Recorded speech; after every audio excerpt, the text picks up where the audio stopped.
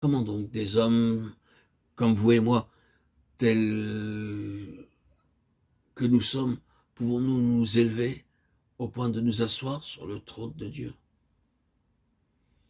La réponse est simple, les 7 esprits.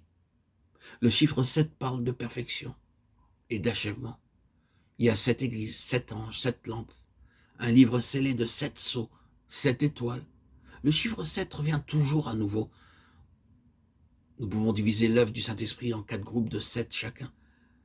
Si nous permettons au Saint-Esprit d'œuvrer en nous profondément, pleinement et librement, nous sommes autorisés à nous asseoir sur le trône du Seigneur Jésus-Christ, non par les facultés humaines, ni par notre intelligence, mais par le Saint-Esprit travaillant en nous chaque jour, profondément, librement et pleinement.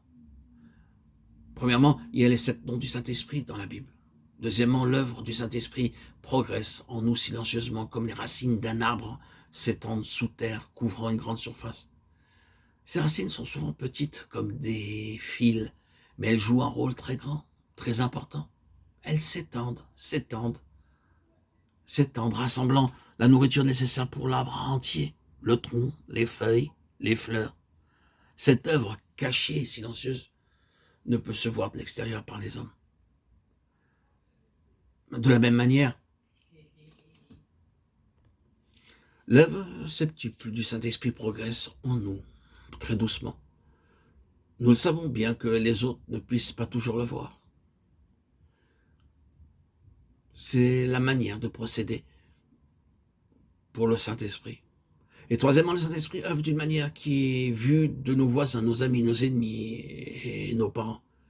Ainsi, vous pouvez diviser l'œuvre du Saint-Esprit en une septuple œuvre intérieure invisible, une septuple œuvre visible par les autres. Quatrièmement, la septuple œuvre du Saint-Esprit accomplie dans le ministère du Seigneur Jésus-Christ. Si vous divisez cette œuvre en 4 groupes, vous obtenez le secret de la plénitude du Saint-Esprit pour tout être humain, quel qu'il soit. Dans les précédents audios, nous avons étudié les 7 noms donnés au Saint-Esprit dans la Bible. Nous verrons maintenant en détail l'œuvre septuple du Saint-Esprit qui progresse en nous très doucement. Par cette œuvre, nous sommes préparés par notre bien-aimé Sauveur en vue de notre position avec notre Seigneur sur son trône. Cette œuvre est intérieure et invisible. Lorsque le Seigneur reviendra pour la seconde fois, que nous le verrons face à face, nous saurons parfaitement comment cette œuvre a progressé.